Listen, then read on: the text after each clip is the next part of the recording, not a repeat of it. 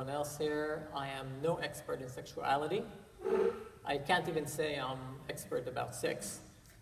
My only expertise is in being myself, and I've been doing it successfully for the past 37 years. A while back in the summer, I took a break from all my Facebook distractions, and I went for a stroll in the national park, not too far away from my house. It's a relaxing place with grass and trees and a pond with ducks walking freely. A bit like Central Park, but not really. So there I was, strolling on my chair, and I passed by a boy, 10 or 11 years old, who stared at me.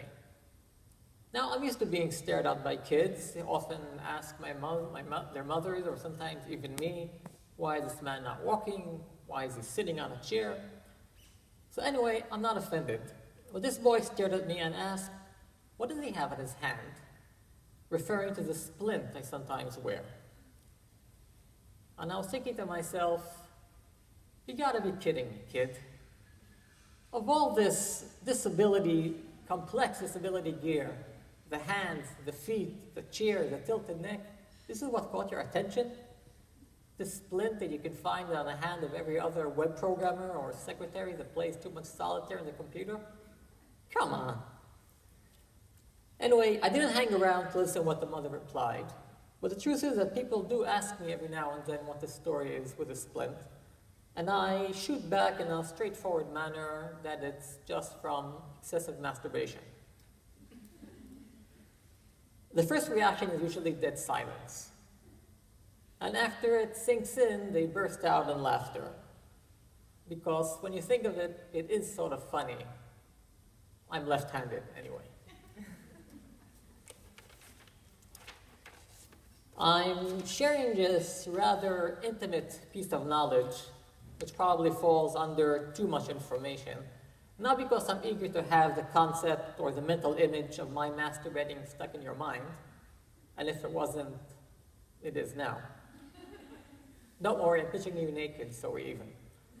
The reason I mention this is in order to bring up my input on the topic disability and sexuality. Over the years, I've spent considerable amount of time in hospitals and rehab wards. I would hang around with the guys, gossiping, comparing stories about physiotherapy, bowel movement, urinary systems, catheters, and diapers. But there's one subject that almost never came up: sexual functioning. And believe me, it wasn't our mind. Will it work? Is our sex life over? And if it is, why didn't we make better use of our time and our body when we still could? Have more sex with more people. And one of the reasons for this feeling is that we had learned to see disabled as non-sexual and disability as the end of sex life. But the truth is, disabled people do have sex life, sex thoughts, and sexual needs, and they can be extremely sexy men and women. I, for one, see myself as a disabled, sexy man. Now, I want to make it clear, I know exactly what I look like. I am no Brad Pitt in any way. I sit in a big motorized wheelchair, I have permanently folded hands, a tilted neck, a skinny, bony body, a long nose, and let's be honest here, in the barrack showers in the army, my stuff never came in first, even when I was showering alone. And yet, over the last few years, I've been going through an internal process. And more often, I find I look at the reflection reflection in the mirror after the shower, and I say, nice, sexy. Hold on.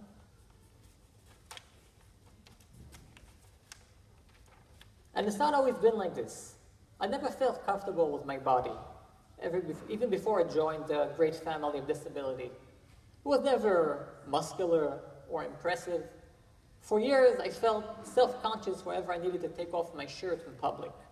And you can imagine what happens to a person after years of being dressed, stripped, touched, scrubbed, and poked by hundreds of hands, how that affects the sexual image. But over the last few years, I find I look at my body with much more self-acceptance, sometimes even with love. I realize there's a lot it can give and that it's worthy of receiving. Two things that were never obvious to me. It's been a slow process, and it's interesting to sit back and look at how I was about 2-3 years ago and where I am now. 2-3 years ago, I felt an achievement just from going to the beach and taking off my shirt. And just these days, there's an exhibition named Selfie Limited Edition, where people with disabilities take selfie photos that represent themselves. I took a picture of my reflection in the mirror, exposing my pale, skinny body, and felt proud of it, instead of shame. It's hanging in Tel Aviv University for everyone to see. A few years ago, I wouldn't even consider doing something like that. And with all the beauty and personal accomplishment, I'm not alone in the world. There are hundreds of thousands of people with disabilities who suffer from low sexual self-image.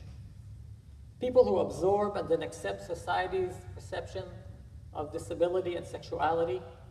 People whose intimate and sexual areas of body are touched only for therapeutic or nursing ends. People who cannot realize or express or feel a sexuality because of prejudices, because of critical eyes which society, sometimes even their own family, view them. People who are physically unable to touch themselves and to know what is pleasant for them. And all of this causes their sexual image to atrophy and prevents them from realizing their sexuality. Hold on.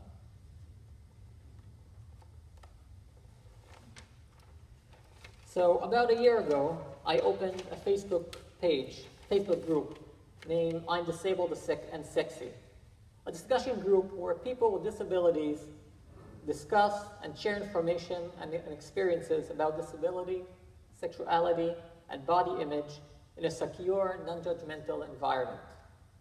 I discovered there's a tremendous need to talk about sexuality and to enhance your shriveled self-image, ask questions, express opinions, give support, and draw strength. To understand there's nothing to be ashamed about. On the contrary, they have reasons for pride. People with disabilities need to hear and talk about sex because it's not talked about enough.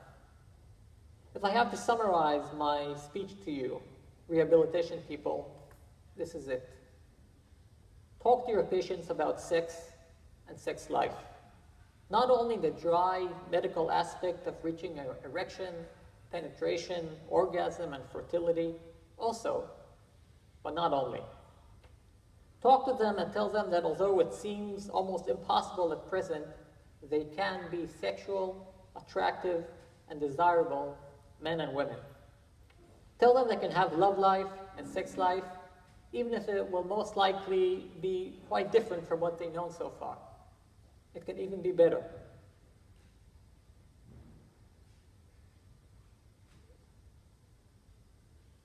They may find it hard to believe, being at rock bottom of their physical condition, but they should hear it. They should come out of rehab back into the real world, knowing that although their legs, hands, and genitals aren't working the same as they did before their injury, they are still entitled and welcome to dive into the sexual world, to give and receive love and pleasure. There's a party going on out there. Invite them in. Thank you.